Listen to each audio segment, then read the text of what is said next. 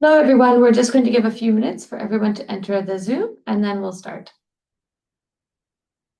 All right, we'll give one more quick second to see if people start, but I think we can get started.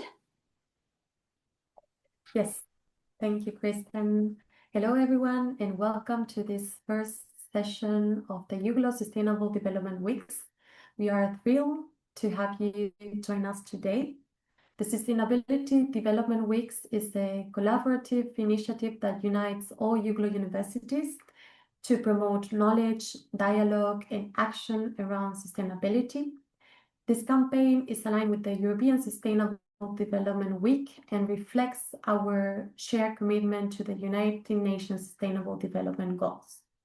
The series runs every Wednesday from September 24th to October 15th, 2025, and all sessions are held online via Zoom webinars from 1 to 2:30 p.m. Central European Time. These webinars are open to the public and conducted in English, featuring a diverse range of experts, academic, and student voices from across the EUGLOH partner universities. Each week, we will explore a different sustainable development goal, beginning today with Sustainable Development Goal 6, clean water and sanitation. In the coming weeks, we will focus on sustainable cities and communities, responsible consumption and production, and finally, climate action. Our hope is that this series not only informs you, but inspires action and collaboration across our communities and institutions. We encourage you to engage actively, ask questions, and share your perspectives throughout the sessions. Thank you all for being here. Let's get started with today's session on clean water and sanitation. And I will give the floor now to my colleague, Kristen Glauber, to present. Hello, and thank you all for joining us. We're very excited to see so many people here, and we are really excited about today's panels and session and speeches. So we have a great collaboration here. We're from several different places. I'm here at Lund University. We also have with us today Professor Abdeghani Sakir from the University Paris-Saclay. We have also with us today Raffaele Meffe, and she is from the regional government of Madrid in a special sorry, in a center about for water. And we have Professor Kenneth M. Persson, who is working at the engineering faculty here at the university as well. So first, we would like to start off with Professor Dr. Abdeghani Sakir, who works at the University of Paris-Saclay, and he focuses on the intersection of sanitation, safe water, public health, from a microbes and global health perspective. Access to clean drinking water is essential, not only for hydration and nutrition, but for preventing the spread of waterborne diseases that continue to affect millions worldwide. Inadequate sanitation, meanwhile, pollutes aquatic ecosystems and contributes to the growing threat of antimicrobacterial resistance. Today's seminar will explore how supplying safe water and managing wastewater are complementary strategies for protecting public health, and not only just technical challenges, they are a matter of equity, dignity, and human rights. We'll delve into how environmental microbiology helps us understand pathogens, microbial diversity, and resistance genes across water systems. The discussion will also highlight One Health approach, linking environmental health, human well-being, and ecosystems integrity. So please join me in welcoming Professor Dr. Abdeghani Sakir.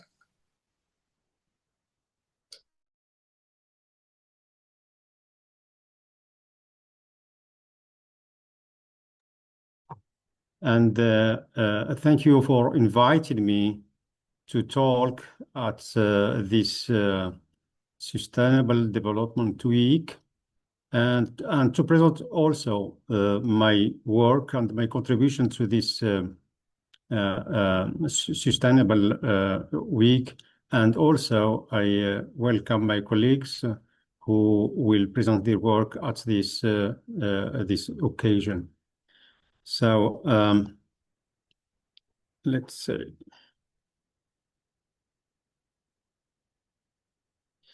So I will be talking about this topic of clean water and sanitation, and trying to link the water sanitation to environment and public health protection, and finally to the one and global health. So I will start by a picture of what is happening in the world and the current global situation according to the recent publication of WHO and UNICEF on the 25th of August 2024 report.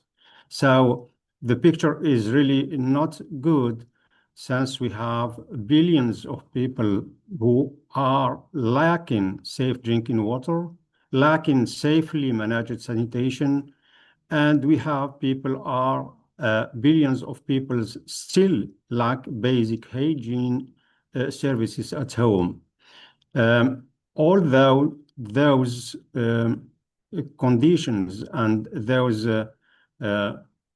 people have the right to get safe drinking water, safely managed sanitation, and basic hygiene.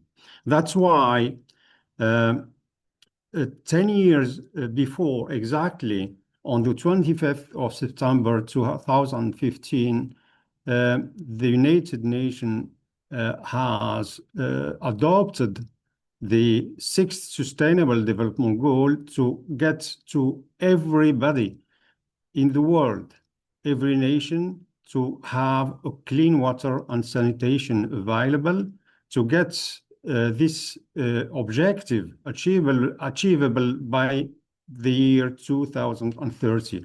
So, because any nation's sustainable development depends on this objective, the clean water and sanitation. So, what this SDG 6 covers?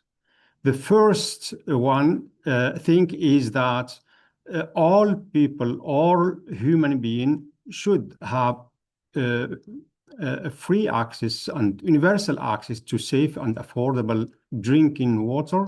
And to reach that, nations, governments, population have to protect and restore water-related ecosystems, to preserve the water and the quality of the water, and also to improve water quality by reducing pollution. And this is a task of governments in relation with their agricultural system and the industry, and also to educate people in order to increase water use efficiency, to have water available for everybody. And most of this is not the use of clean water, but to have for everybody an access to adequate sanitation and hygiene, in order to finally, for some countries, some nations, some people, to end open defecation. So sorry, your PowerPoint is not being shared at the moment. It's not shared. No, sorry. I'm sorry.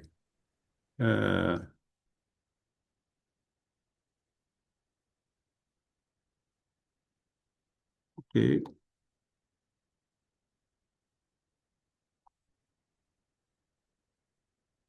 Partager.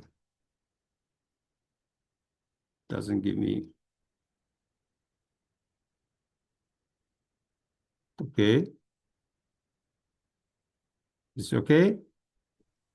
Now I think what appears is just it should be made in full screen if possible. Full screen. Yes.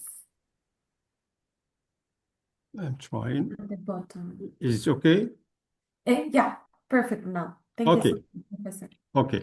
So, Sustainable Development Goal number 6 covers many topics, many important topics related to the access to safe and affordable drinking water, to protect and restore water-related ecosystems, as I said before, improve water quality by reducing pollution, to increase also water efficiency in order to have enough water for everybody. And most of this is to have for everybody, for every family, an access to adequate sanitation and hygiene in order to end the open defecation.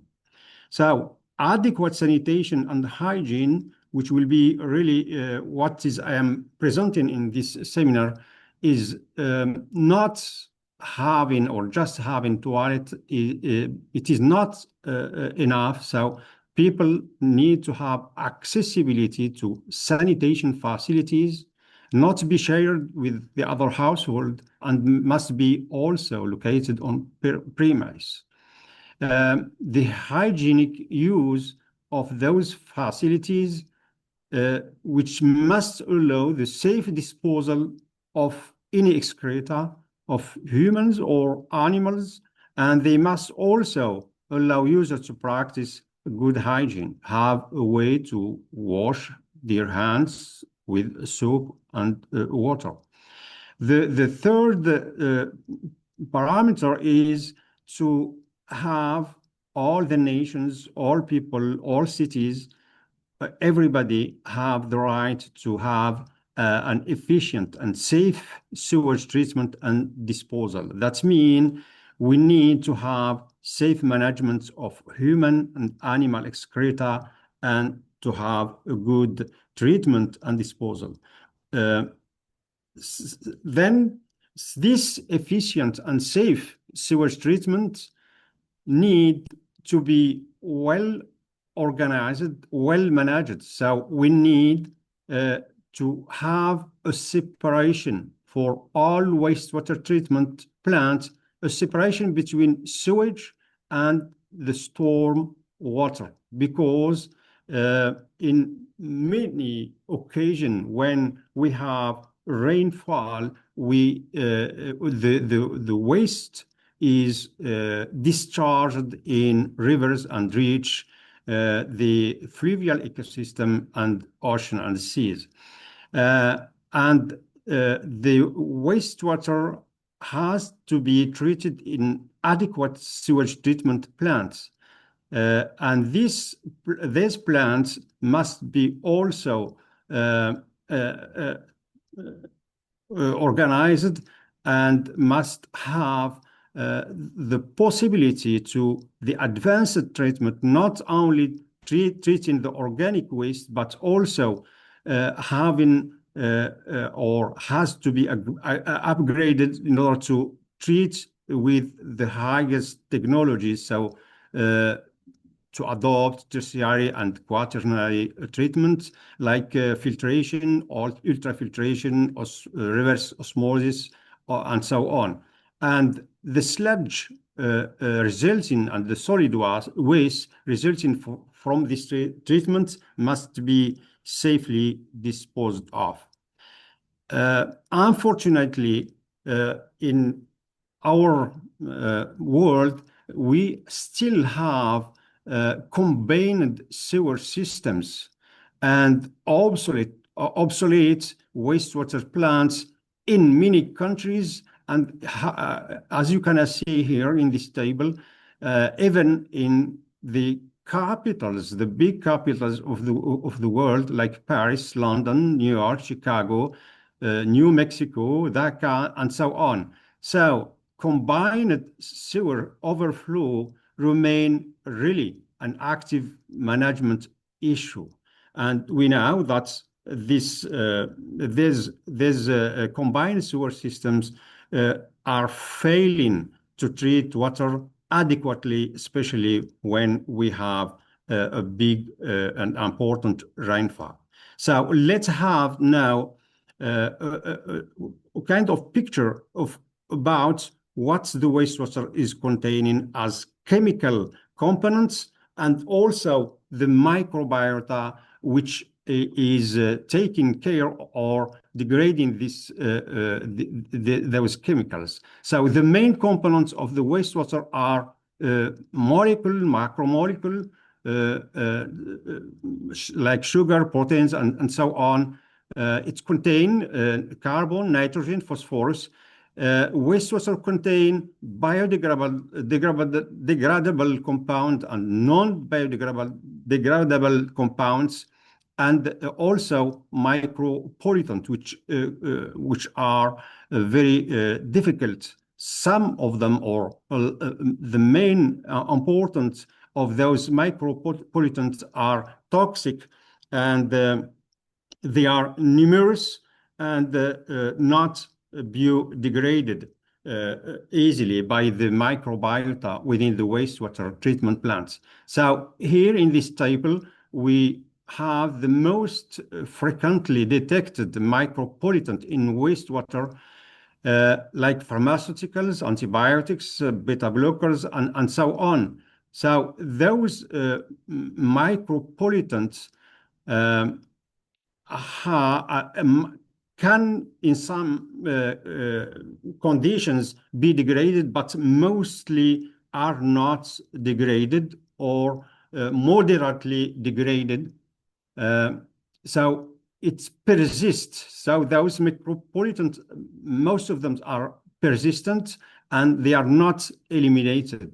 And we have here examples of micropollutants eliminated or not eliminated at less than 30%, like pesticides, some pesticide, analgesics, antidepressant, and all those micropollutants which are discharged and coming in the effluent from the urban sewer networks.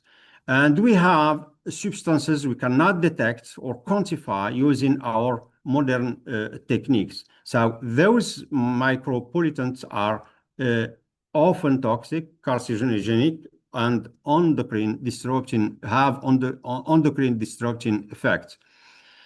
So those are recognized as emerging concern for water quality and for aquatic life and ecosystems, starting from rivers and ending up with oceans and ocean ecosystems. As for the microbiota within the wastewater treatment plants, we have a really very complex microbiota, and the work we have been achieving in our laboratory at Genoscope, at the University of Paris-Saclay, we found that when doing the inventory of this species and genera or of microbiota living in this wastewater treatment plant, we find that we have almost 1,500 species of eukaryotic species, and almost we have 7,000 of what we call operational taxonomic units or bacterial species.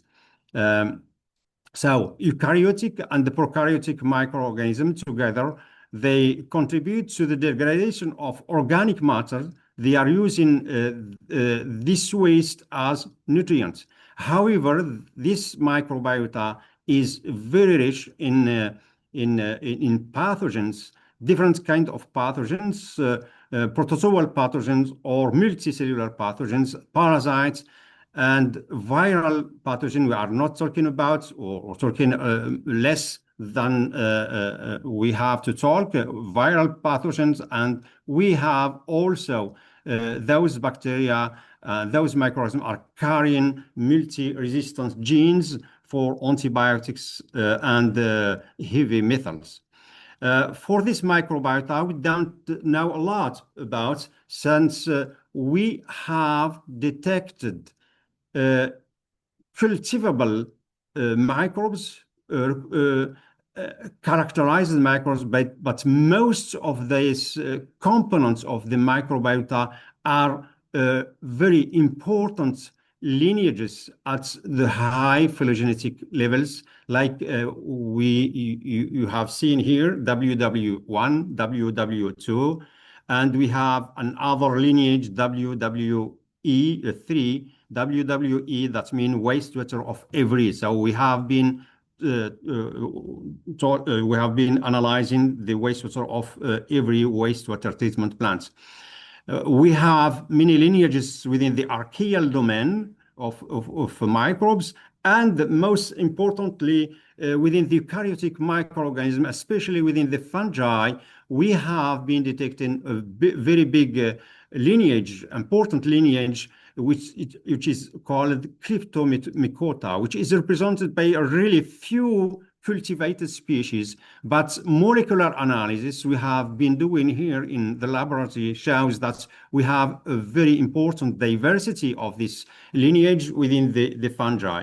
And we try to analyze and to follow and to characterize the species of or representative species of those Cryptomycota by designing probes targeting these members of Cryptomycota, and we found that those organisms, uncharacterized, uncultivable, still uncultivable microorganisms, are located inside protozoa and in some time outside within the flux of the waste water.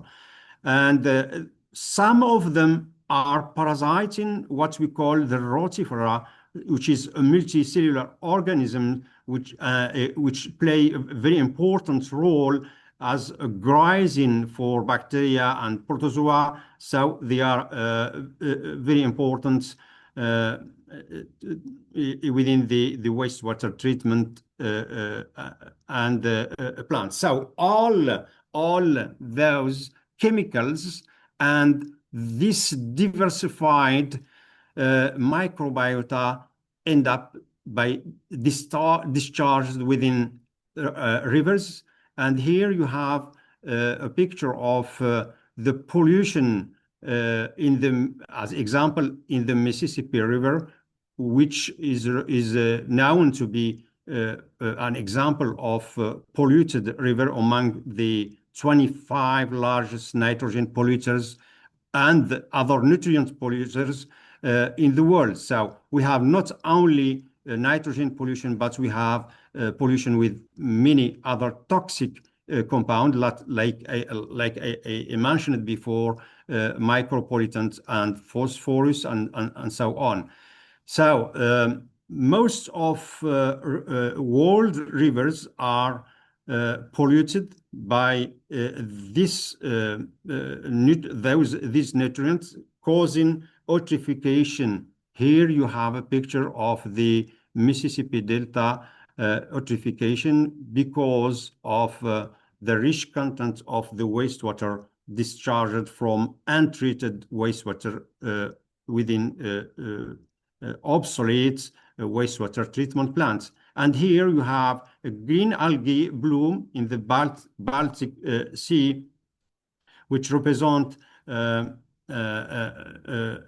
result of the rich or the discharge of those nutrients within the rivers. More than that, which is really catastrophic, is that we have this waste is reaching the ocean ecosystem, and especially the seagrass meadows, and also the coral reefs, which represents hotspots of diversity. So seagrass meadows are very important as carbon storage sink or carbon sink within the ocean. They play a key role in the blue carbon storage and stabilizing sediments. Those nutrients, they contribute to or favor what we call epiphyte, which are the worst enemies of seagrasses. So they reduce the clarity of the water column, ending by suffocating the seagrass beds. And within the coral reefs, we have the which are the rainforests of the sea, hosting about 25% of all marine species.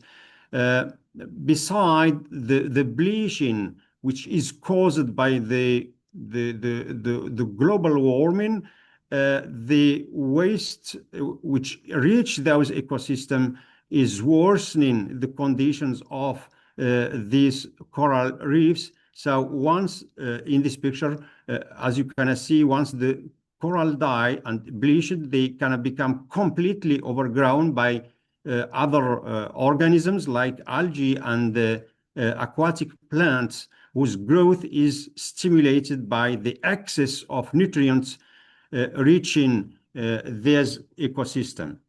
So to end this seminar, we can say that clean water and especially sanitation represent the backbone of any sustainable development. So it helps to improve our good health and well-being by preventing waterborne disease like cholera, diarrhea, and reduce child mortality and improve public health systems. And also, it's gonna help preserving life either below water within the fluvial ecosystems or ocean ecosystems, or preserving life on land. They also have a direct effect on climate resilience. So managing water sustainability and sanitation is very important and essential for climate adaptation and mitigation, and will help also to benefit from the ecosystem services, either fluvial ecosystem services or ocean ecosystem services. So I will end with this slide. Water is life, and sanitation is really a dignity for every human being we need to preserve, and both are human rights. So achieving this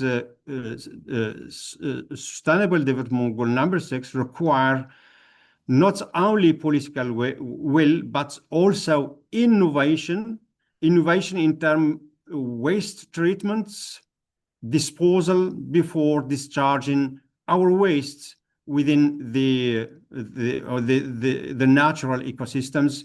And we need to have and assume our collective responsibility, and at our level, education is very important, and we need to act at colleges, universities, and also in the beginning, I mean, within different educational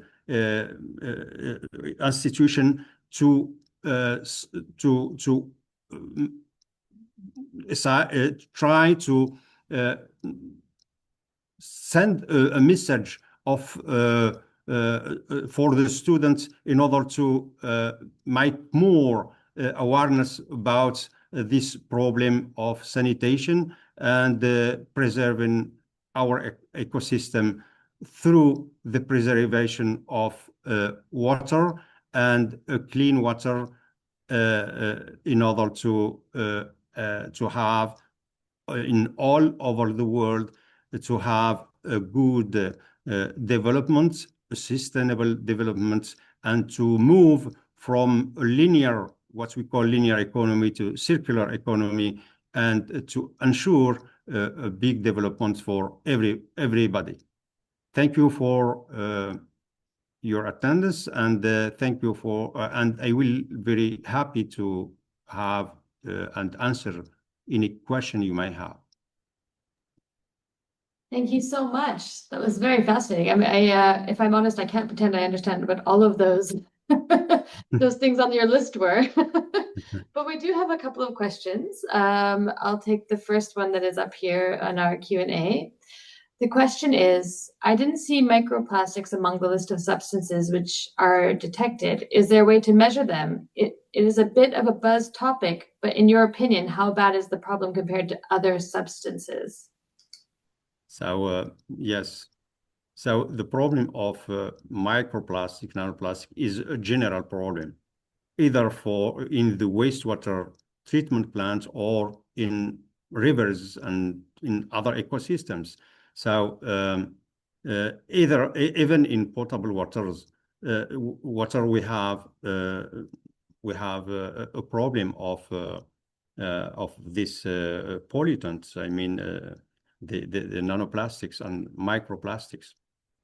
So we don't have, for the moment, we don't have a solution for that.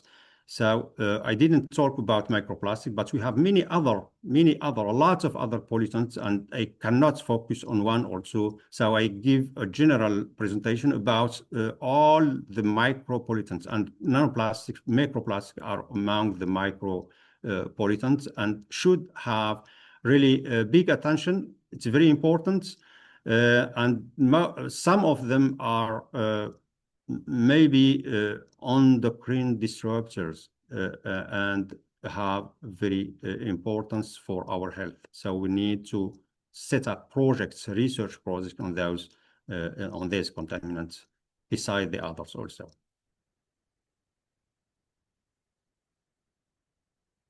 I can't hear you. Yes. Thank you. Wonderful. We have one more question before we go to our next speaker. What happens to wastewater? Oh, I'm sorry. No, what emerging technologies do you see as the most promising for low energy, sustainable water treatment in resource limited settings? Can you repeat your question, please? Yes. What emerging technologies do you see as the most promising for low energy, sustainable water treatment in resource limited settings? Yeah, emerging technology, I will see really to apply tertiary and quaternary treatments. Very important. Really, we need to have those two technologies democratized, applied for all the wastewater treatment plants. But the problem is that we don't have the funds. I mean, most of nations now don't have the funds to apply those treatments. And we need to, in our laboratories also, to continue to work on those advanced technologies of treatments, even though they are not applied everywhere. So now the picture is really not very good, since the big nations like France, England, or the United States, they still have obsolete wastewater treatment. So they don't invest in the treatment sanitation, and some of them they invest maybe in military and in guns and war. And we hope that we make awareness about this problem. So we need to invest really in this topic more, in advanced technologies more. Absolutely. And through education, as you were saying before. Really, exact. Wonderful. Well, thank you. We're going to come back to some questions at the end for you, but we're going to have to move on to our next speaker. It's my pleasure to introduce our next speaker, Dr. Raffaella Meffe. She is a senior researcher and deputy director at EMDEA Water, which is established by the regional government of Madrid. It's a research center. It's a non-for-profit research foundation committed to advancing scientific knowledge in all aspects related to water. As a part of the EMDEA Institute network, the organization plays a key role in developing sustainable solutions to global water challenges. Their mission is clear. It is to contribute meaningfully to water sustainability through science and innovation. This aligns directly with SDG 6, which calls for clean water and sanitation for all. Dr. Meffe will share insights into how research and innovation are driving progress in water quality, resource management, and environmental protection. Please join me in welcoming Dr. Raffaella Meffe. So thank you for the introduction, and thank you very much for inviting me to give this talk. Good morning, everyone. And I would like today to share some of our research activity that we are carried out at the EMDEA Water Institute, and that are, of course, related to the Sustainable Development Goals number 6. So just in July, the United Nations published a report and about the progress of all the SDGs. And actually, the crucial or the important conclusion was that the world is far off track to achieve these goals. And this includes also the number 6. Yes, there has been some progresses, and let's say that more people have now access to water, to sanitation, and to basic hygiene services, but still there are billions of people that that live without safe water and sanitation. This progress report warns about a critical data gap, because in many parts of the world, there are not the monitoring is not good enough to fully understand the impact of pollution, climate change, and biodiversity loss. So in this sense, India Water Institute is a research institute that carry out research under the framework of these 4 strategic research lines that are sustainable management of water bodies, water quality and pollution, water treatment and reuse, economic and institutional analysis related with the water management. And these 4 research lines are tackled by 5 research groups that most of the time work in a multidisciplinary approach. So we also really work very close with the University of Alcalá here in Madrid, the community, and indeed several associated researchers are come from this institution. Concerning our activity, of course, it is related to the Sustainable Development Goals number 6, and mainly I would say that are related to these key targets that are improve water quality by reducing pollution and minimizing hazardous discharges, increase water usage efficiency, and ensure sustainable withdrawals, and also to protect and restore water-related ecosystems. So I divided the presentation into 3 small blocks, in which in the first one, I would like to show you how we study the impact of environmental pollution, how we can provide solution for environmental pollution.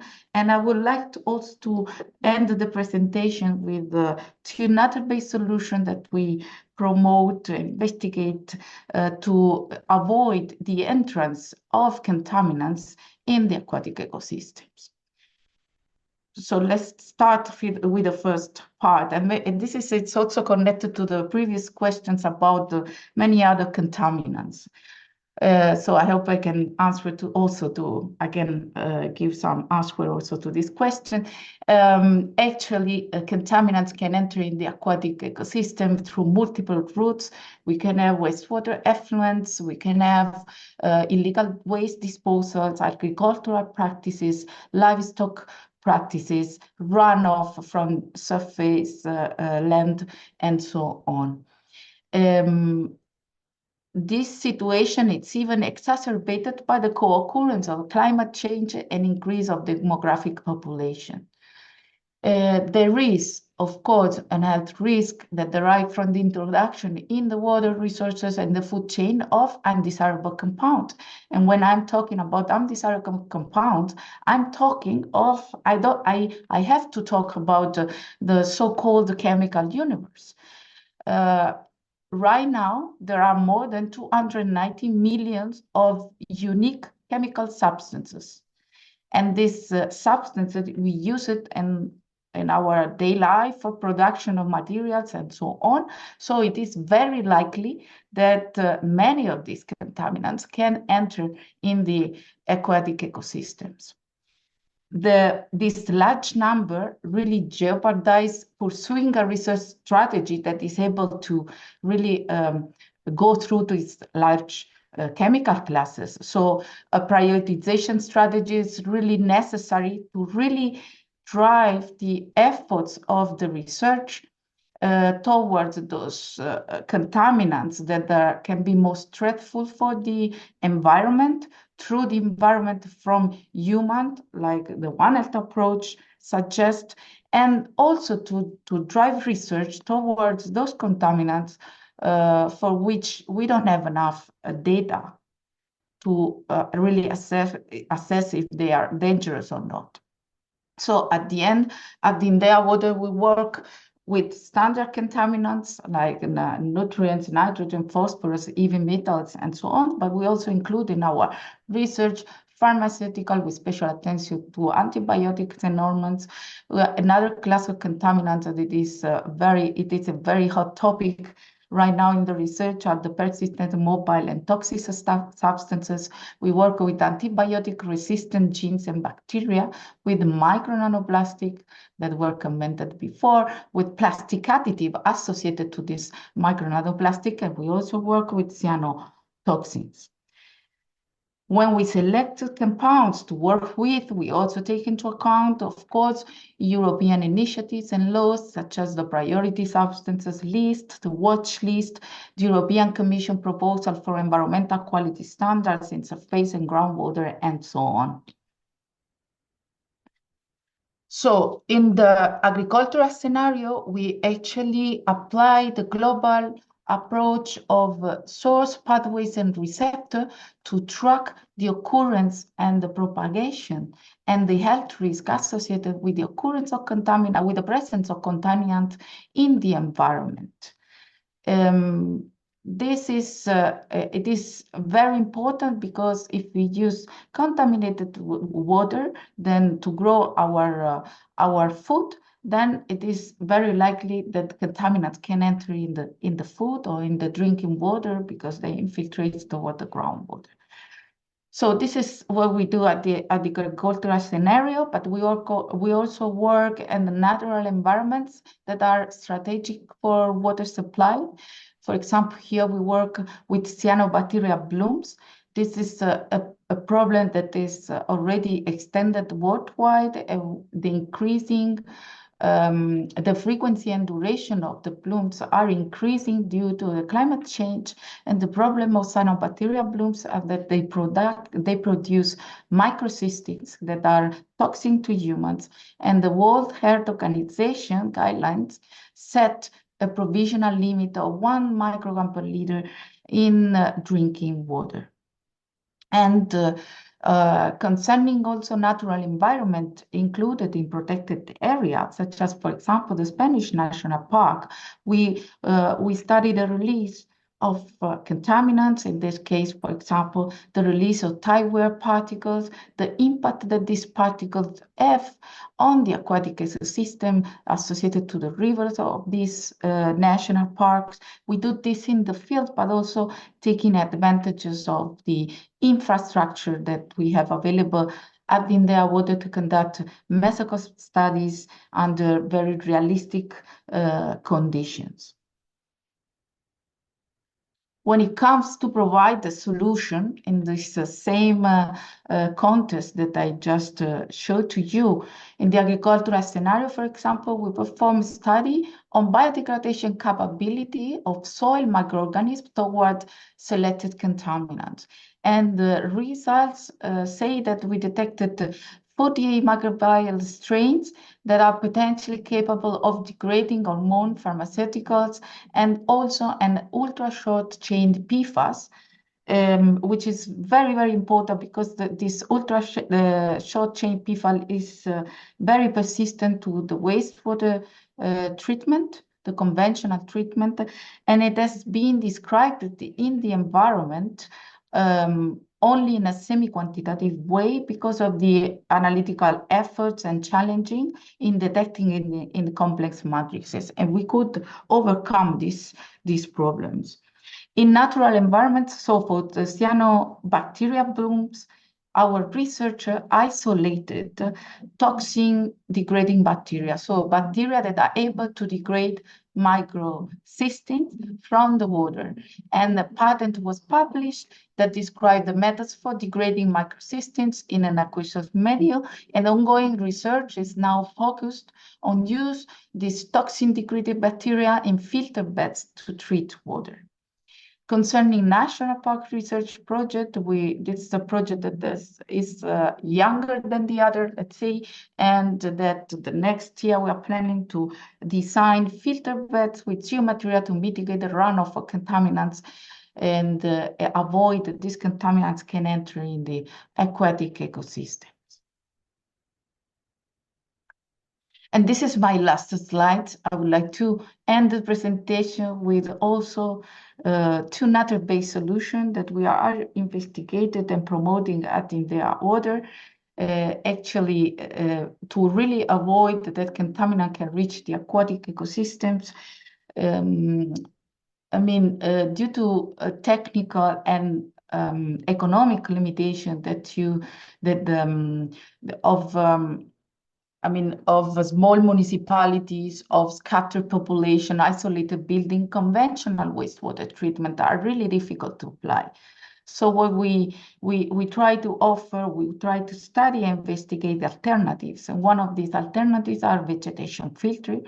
This is a very simple system that is used for treating and reuse urban wastewater. Usually it's made up of a forestry plantation that is receiving pre-treated wastewater, and then the mutual action of the plants, the soil microorganism, and the soil itself can do this wonderful degradation and treatment. Let's say we have nice results for nutrients, and we also study and tested this with pharmaceuticals. What we do actually to study the right clones of the vegetation species. We also amend the soil with the low-cost materials most of the time provided by the filter itself, and we played a little bit with the irrigation and the irrigation pattern. And the last solution is the metless solution. This is an electroactive biofilter for treating urban and industrial wastewater. It is called metland because instead of using the standard materials of constructed wetlands that are sand and gravels, this biofilter contains electroconductive materials because the system take the advantages of the ability of electroactive material to exchange electron and to pass the electron to these electroconductive materials. The electroactive material can oxidize the contaminants that are in the wastewater, overcoming the electron acceptor limitation. And from this research that started with a collaboration with the research center CENTA, a spin-off called MetFilter was created several years ago, and now the system can be used to treat and also reuse water in different kinds of with different kinds of quality. So this is everything from my side. Thank you very much for your attention, and I'm here to answer to the possible questions. Thank you so much, Dr. Rafaela Mefre, for your amazing presentation. We have some questions from the audience that I would read aloud, two of them right now, so you can answer them. Yeah. And then at the end of the presentation, at the end of the conference, we will continue with other questions if participants have something more to ask. So one of the questions was, I've never considered tire wear particles. Fascinating. Are national parks in other countries also considering changing the allowances of cars and buses? The allowances of Of cars? cars and Yeah. buses. I don't know, in other national, in Spanish national parks, there is in many parks you can go by car, and so in some parks there are some limitation to the access of cars. In others, so far I do not know. What we are studying, actually, it is very interesting, is that not only the tire wear particles, but when you are in high mountain parks, you have the grades of the tire wear particles, and you have also high salinity because of de-icing agents. And the aquatic ecosystem can get stressed by the salinity and the salinity and the response to the contaminants from the type particle could be different. So it is it is a very interesting topic, that one. Indeed, fascinating. Thank you so much, Professor, for answering the question. And then we have another question that actually includes two questions. So I will read one of them loud since we are running out of time. So the question is, what areas of water research do you believe are most in need of urgent attention in the coming decades? I think that and it is a reality. We really need to have to think about the water reuse. So I think this is my personal opinion, and we are working in this direction to foster the water reuse. We really generate lots of water that can be used for different kinds of purposes. We have the technology to clean this water, and I think the policymakers, I think there is a big resistance from the population in accepting the use of, the application of water reuse for our sustainable life. But I think this should be the next future topic. Yes. Yeah, when it comes to reducing, it's always a bit complicated. Thank you so much, Professor. And I'll give the floor to Kristen so she can now present the third speaker. Thank you so much, Professor. Okay, thank you. Thank you. For your presentation. Thank you. Thank you. Thank you. Yes, now we would like to introduce our final speaker today, Professor Kenneth Persson. He's from the Faculty of Engineering at Lund University. Professor Persson brings deep insight into one of the most pressing and complex challenges of our time, water management. Water issues are never simple. They require sustainable solutions grounded in holistic understanding of both natural systems and societal needs. At Lund University, the Faculty of Engineering profile area water plays a vital role in advanced research and collaboration to improve water policies and practices.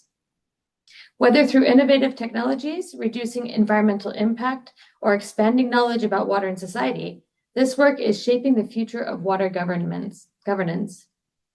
By addressing both water supply and demand, the team ensures that smart water management becomes not just a goal, but a reality. Please join me in welcoming Professor Kenneth M. Persson.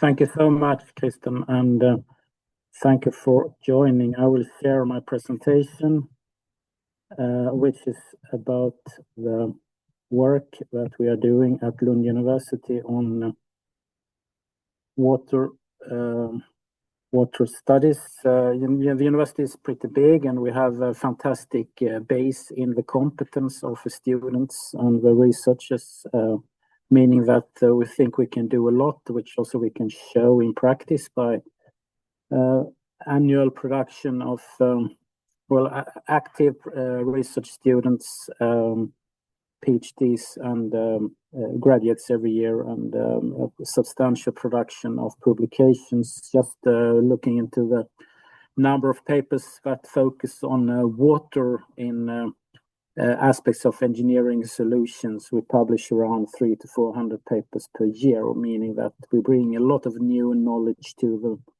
the society, to the policymakers every year. The issue is, of course, that not everyone reads our fantastic papers, although we try to have a broad approach, publishing in a lot of different papers, a lot of different journals. And accumulated over the last 10 years, we see that it covers everything from soil science, geology, to space engineering, ecology, and water science and technology. The profile area water is a way to join together the action at Lund University within the field of water research. We see research output per year. That is a big part of those publications that we see emanating from Lund University. This is just a small overview of what's done. So we have organized the work because people don't read 400 papers per year, of course, about water research. But a way to organize the work is to combine the competences and to focus on a little bit broader. As Kristen said in the introduction, we need to have a broader approach on combining knowledge with outputs in order to get the change. So we have therefore 5 different focus areas, which almost say what we do: find the water, clean the water, model the water, handle the water, and watch the water. We are pretty proud of being very close to the almost new European spallation source research opportunity for studying hydrogen in the micro and nano scale. And this one was taken into operation. Well, it's not fully in operation. It was the first beam line was tested in April. In May this year, meaning that that's a tool that can be used for understanding water, because water, as of course you know, it's H2O. It's 2 hydrogen, 1 oxygen. So by being able to see the movement of the hydrogen atom, it's also possible to go very much into deep understanding of water interactions at surfaces and reactions in aquatic fields. So we work with teaching, we work with research, and we work with combining the results from research and teaching our students also to produce more competent people who can deal with those many issues that Abdulghani Sagir and Rafael Meza has shown previously. In addition to the explanation to work with circular water and to work with water reuse, I think we also have more and more at Lund University try to understand how we could minimize water needs. How can we work with more water efficiency so that we do not need to produce wastewater in the first step? That said, I'm happy to answer questions and go into discussion. Thank you. Thank you so much. I'm going to, there we go. Wonderful. Yes, thank you for your presentation. It seems there's a lot of work going on under my nose that I didn't even know about here at Lund. It's great to see it, and it's so well organized to find it as well. We have one question at the moment for you. It says, thank you for the presentation. How does the university decide which areas to fund and which research areas are underfunded? Well, as professor, I think that all research areas are underfunded, but the choice, it's a combination of funding from different sources. So some funding comes internally from the university itself, but that is a quite modest part of the total research production. And then comes national funds from governmental funding agencies, so that may represent about 25 to 40% of the research output. Then comes European funds, Horizon, and different interreg collaborations.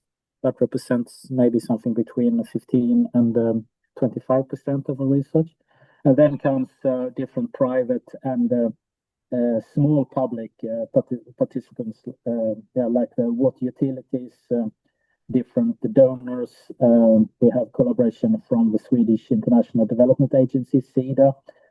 So I would say in total, maybe that sums up to 10 to 20%. So it varies a lot, and then agile water researcher tries to find different sources for the water research funding.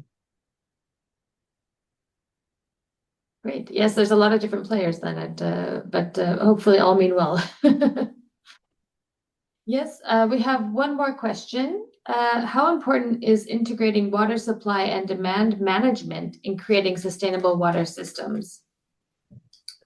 That is very important, but we must bear in mind that a part of the water we consume in Sweden per person through the household, we consume about 140 liters per person, whereof about 25 to 30 liters go to the toilet, about 60 liters to the shower, maybe 10 liters to the drinking and the food preparation, and about 25 for the other purposes. And if we can, we will never be able, or we should not be able to reduce the water use for food production and drinking, because we want to supply good drinking water. But we should really work with showers. We should work with more water efficient flushing systems, or maybe even dry closet systems. And we have to, because that requires technological change. So that requires also changes in how the homes are built. But that is just this 140. This is too high, but it's still only a fraction. The total water use in Sweden per person, including agriculture and industry, is about 750 liters per day. So it's 5 times more than 5 times more. And there we need to work with how industry is organized, how industry uses water for transportation, cooling, and so forth. And agriculture to have more efficient, if irrigation is used, how to have more efficient irrigation systems. And when it comes to rain-fed irrigation, how to take care of and protect the rain so that it's used more efficiently for the evapotranspiration, for the growth of the plants.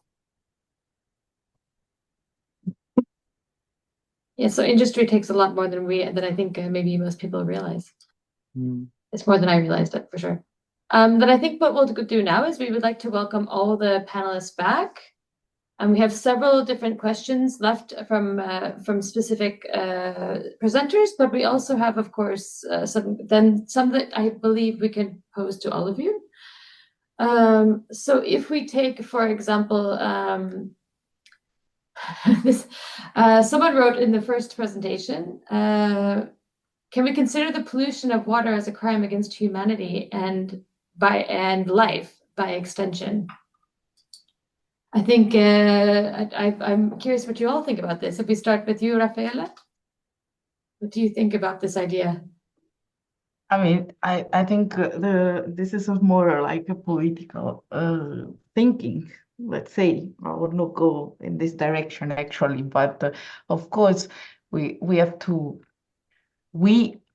Our activity makes pollution. I mean, we contaminate the environment. It is impossible to think that we use the water and for any of our activities. And of course, there is some impact of our life on the earth.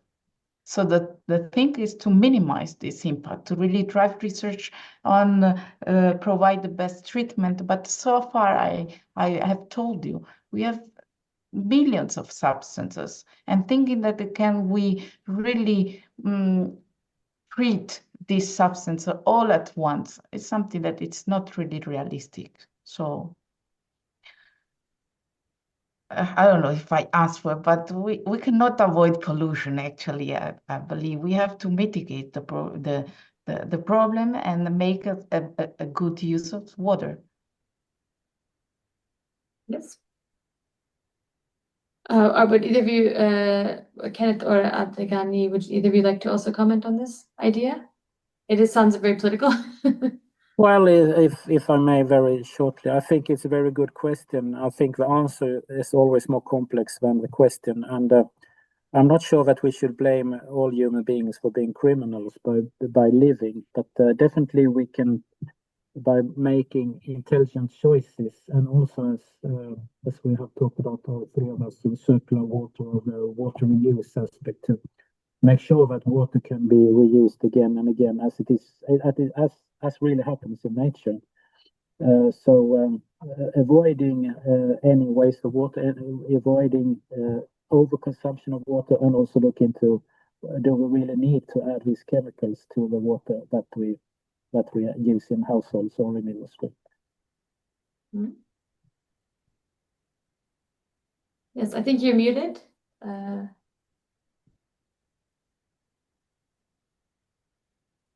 Yes. Yes. Yes, I think that we need to prevent the overuse of water, especially in developed countries. We are generating lots of waste without preventing this misuse and overuse of water. Don't count on the wastewater microbiota to clean everything. They are there, they do what they can, but please, if we can discharge little bit more, little or less waste in the effluent, it will be very good. Yes, I hear a common theme: prevention of the problem is Yes. the solution to the problem. Yeah. Yes, reduction and try to take care of it from the beginning. Especially the population is growing every year, and urbanization also. So we don't have any alternative to the prevention education. That will be good. That will be important. And we need also for politicians, I mean, to make some kind of awareness of politicians to fund more in terms of education, but also the funding of research projects to know more about the pollution and to develop more technological treatment of the waste. Mm. All right, here's another question. It came up with one of the speakers, but I think it can be applied to all. Do you think AI can help with these problems, or how could it help? If we go to Kenneth first. Well, I don't think AI in itself, sorry, can bring very much new solutions. So AI is excellent in organizing existing knowledge. So it could be a fantastic way to maybe make accessible all these 400 papers published by researchers at University in a quicker way. But all AI, we have to recall, is based on data. So as Abdelghani also highlighted, we need to, and I think also Rafael, we need to do more monitoring. We need to do more studying so that we know how actually the conditions are in nature and in society. AI can only develop understanding based on hard facts from the beginning. It's a dream that it is artificial intelligence. It's a way of organizing data in a statistically more elegant way. But the data must come from somewhere. But absolutely, it can be helpful to boil down conditions and maybe out from these many hundred thousands of chemicals. We can have a list of which chemicals seem to be mostly critical for health or for toxicology or for ecotoxicology. So it can be a nice help for organizing information, but information must be solid in order to get something useful out of the AI. And Raffaele, would you like to comment on this question? Yeah, I totally agree. Actually, I mean the artificial intelligence, you have to train it with big source of data, but then it can be very useful. For example, using this technology actually for really make images of sample or contaminants in the sample. I mean, like in microplastic analysis and so on. The the artificial intelligence can be very useful in make some conclusion by analyzing imaging of contaminants. Mm-hmm. Would you like to add anything? Beside the artificial intelligence, I think we need to foster our relationship.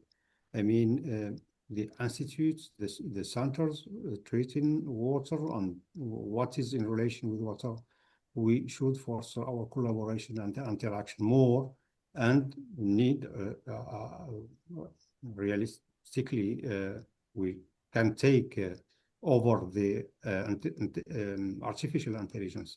Artificial intelligence combined to human efforts will give really good results. We need to foster our interaction and relationship and to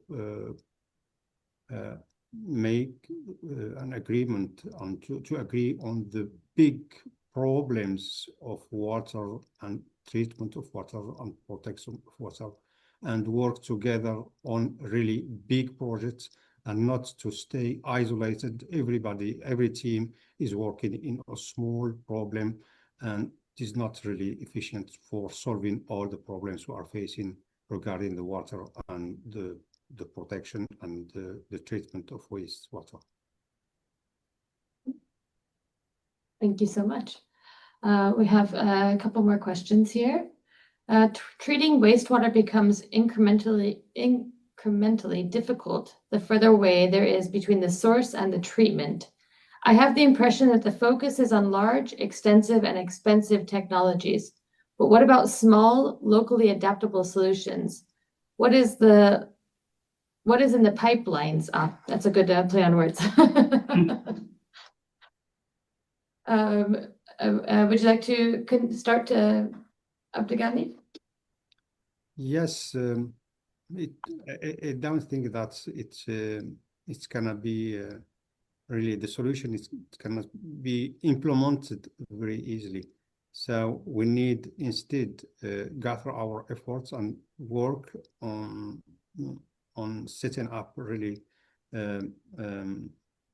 technologies which can help to treat more efficiently water, and this can be achievable through our collaboration, not by dividing and by the waste treatment plants.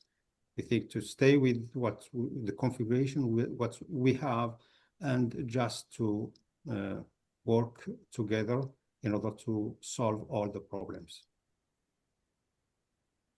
Yes. Rafaela, do you have some insight into this? Yeah, this was also part of my talk. Actually, there are this context of small populations, isolated buildings, and so on.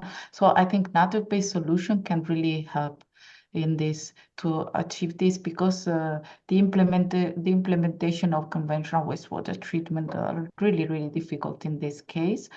And I think the global level some years ago started to be fostered another based solution, and there are lots of researchers that are working on that. So, and the characteristic on another based solution is that, of course, they usually have low cost, low maintenance efforts.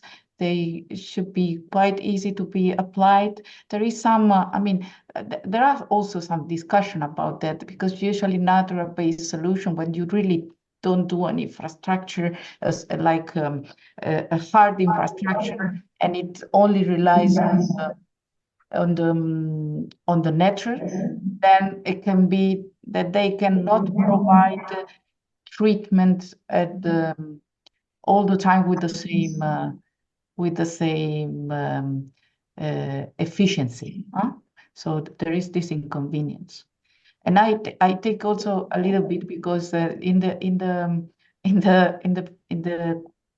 question session there was a question that I wanted to ask for, but I think I deleted, and it was directed to me. So sorry for the person that I didn't want to delete the question. It was if the system of Metland, which is another based solution, was applicable to remote area. Actually, this was the idea, the initial idea. You can scale up the system, and you can make the system that is modular. You can make the system adapted to the volumes of the water that you have to treat it. So the answer is yes. Oh, that was good news. Yes, just to the question was, can Metland work in remote areas? So that it's still in there. It's just a different part. It's still in there. I didn't have it anymore in the list. So. Okay, it just goes to the answered ones. That's okay. Okay. Yeah. Yes, Kenneth, did you also want to say? Yeah, one fundamental reason behind the large-scale wastewater treatment is that it's very cost efficient and it's suitable for urban areas where the price of land is high. By having a concentrated wastewater treatment plant, it's possible to take care of large volumes with a limited footprint. So that is one important reason. It also means that the cost per household can be modest. So therefore, I don't see that we will have a big change because the urbanization process continues all over the world. So I think we won't see a big change, and very many small, elegant, nature-based solutions. I come from Sweden, and in Sweden we have 4 seasons, and during the spring and summer it's nice, pretty warm, but in the autumn and particularly the winter it's pretty cold. So the nature-based solutions are more limited in efficiency during that period because nature goes to sleep in Sweden during particularly during the winter. So there are also those practical aspects that you have to look into. But that doesn't mean that everything must be decided or designed according to Swedish demands. I mean, the world is different, and we should absolutely look into different solutions suitable for different places. Yes, I think that makes sense as well for different areas. If it's very hot or arid, for example, some things won't work, and in cold, frozen areas, it won't. Yeah. The same solution isn't possible. Yeah. Wonderful, thank you. We do have we have about 10 more minutes. Here's one question to 3 speakers. So I'll let you guys, if someone feels it speaks to them, then you can go ahead and speak. What strategies have proven effective in managing demand while ensuring sufficient water supplies for various sectors? Is there anyone in particular who would like to take this question? Well, quickly, if I may, sorry to take it. It's a very good question, and first of all, the water price is important. When the price is increased, it becomes an issue, particularly for industrial users, and then they try to have more recycling systems. So pricing is an important thing. That is the most sensitive political thing. So it means that it's difficult to get implemented, but still something that should be looked into. Then comes the hard regulation of what kind of toilets are permitted to be connected to the system. That you can, from the operator of the wastewater collection system, actually say that we will not allow toilets or water closets that consume a lot of water. I mean, you could put in regulation, good regulation. It could both go on the system level and on a national or legal level. For instance, the Urban Wastewater Directive that the European Union has launched now. I mean, that will actually implement not so much water consumption, but water pollution, and improve the water quality in the rivers and the groundwater in Europe. So regulation. The third side is innovation. And there are, in some aspects, there is a very rapid innovation, for instance, mobile telephones, or as we mentioned, AI. The reason there is that there's a big push from operators, from manufacturers who wants to see new things being sold. But there's also an interest from the users to get new things to be applied. I would like to see more of that in when it comes to innovation in the water sector, both from the push side, the companies that have good ideas, like this net filter, wonderful idea, and from the pull side, that the operators are demanded to improve their performance. And that could be combined with regulations, but it also could be combined with economical support. So that if there's an increase in water efficiency, maybe the operator could have a lower cost or maybe have a reduction in tax or something. So it's a lot of opportunities, and all those aspects, they work. But we need more water governance to get it implemented in real life and see that they're used.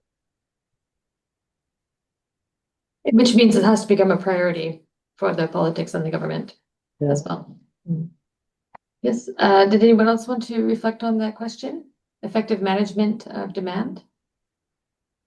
Or should we take one more question? Okay, let's move on to one more. Oh, sorry, did you have something to say? Yes. No. I mean, I cannot add much more than what the Professor Kenneth Person said. I think it is very important also to associate to any decision really a cost-benefit analysis, but in the done in the well way, that the people really understand that in the long term there are benefits and not just the very easy earning money solution, no?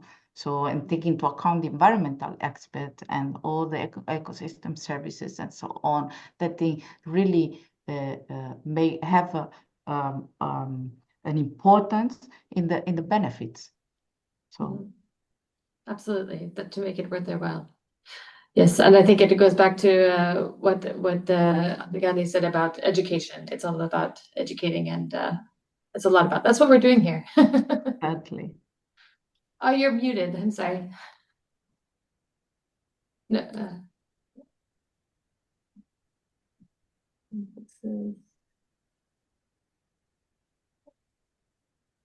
So, in terms of politics, I mean, we need to check more and control more the use and the overuse, the misuse of water in agriculture, especially, and to improve the technology of irrigation, which is very important. So we are really consuming a lot of water in agriculture, in industry, and educate people for what can be used in municipal, I mean, in our household. So this way, if we take into account the three aspects, the pressure on agriculture, on industry, and educate people, I think we can get good results. So since the politics don't do much with those, especially those two sectors, industry for economical reasons, I mean, industry and agriculture, so we still need more and more and more water, and will generate more and more waste. Thank you. Yes. We have one more question. Spain is one of the countries where people are the biggest smokers, but I have observed that you can find a lot of cigarette butts, which have been considered very difficult to degrade. Do you think that the cigarette butts are dangerous and toxic for the water? Maybe I answer first. I was not aware that we were the biggest smokers, but okay. So well, exactly the cigarette butts we didn't investigate it. I don't know. I personally I don't know research about that. But of course, when we look at our contaminants in the groundwater interface water, you can find a lot of nicotine, which probably they can come from this butt, but also because from the organism, from the wastewater, and then all the metabolism of the human organism. If they are dangerous, I mean, the molecules of nicotines, it is not, I mean, it has not really a structural alert that make us think that if you ingest, it happened, but this is only based on the molecular structure. So this is quite, yeah, I don't know if they're problematic. I think it could be from the structural alert of the molecules. I would say no. Okay. And Kenneth, did you want to say something? Yes. Yeah, well, it's a waste. Cigarette butts are often rich in microplastics, plastics and microplastics. So if they're thrown away, they leach microplastics. So that's one awful thing. Another thing is that during the fertilization of the tobacco plant, they use artificial fertilizers, which tend to be quite rich in cadmium. So in Sweden, we see that where there's a lot of smokers, the cadmium content in the wastewater sludge is higher than where there are fewer smokers. So that cadmium is actually, and that is an element, so it doesn't degrade, it just continues. So that's another thing. It interacts with the phosphate in the fertilizer, then it is brought out to the plot, to the tobacco plant from the potassium, from the phosphorus. So please store your cigarette butts in a small box and throw it in the solid waste system. Do not throw it outdoors. Yes. Also prevention. Or quit Good smoking. point. Also, yeah. I think we're almost out of time, but I think if it's okay, we have 3 minutes left. Do you have one tip that everyone can do at home to prevent? If we have just one thing you can do, everyone can do at home today, what would you say? If we start with Kenneth. When you shower, close the shower as quickly as you have been wet, and use the soap and the shampoo or whatever when the shower is off. And then rinse off that with about 1 minute of flow from the shower. You can decrease the water consumption with more than 35 liters per person a day if you do like that. Please do that. That's perfect. Okay, yes. And Abdigani? I do agree with Kenneth. I do agree. We need to reduce a lot because we are wasting a lot of water in showers. So our use of water, especially in Europe and United States, more. I think we are just wasting lots of volumes, and we are just bringing more waste into the wastewater treatment plants, which cannot really take care of the degradation of all this waste and sanitation of all of this waste. We need to reduce more to prevent. I mean, in order to have less waste and to save water and save money, and to help to design more for research in research areas, to design more projects and technologies which can help to improve our wastewater treatments. Thank you. Yes. Raffaella, do you have one tip? One tip apart the one that already has been described, I would say, you can change your plant in the house with some plants that really needs less water. So try to make xerophytic gardening at your home. Yes. Yeah, they're very good. So that's all fantastic. We can all implement those. Yes. Well, thank you so much, everyone, for today. Did you want to say something more, Macarena? No, I just also wanted to thank all the panelists for being here and for having shared all this amazing content with the EUGLOH community. Thank you so much. Yes, thank you. So a big thank you to everyone. We will have this recorded. It will be up on the EUGLOH website later. And to our panelists, we really appreciate all your time and energy and the research that you all are doing to help the future. So thank you very much. Thank you. Thank you. Bye-bye. Bye. Bye.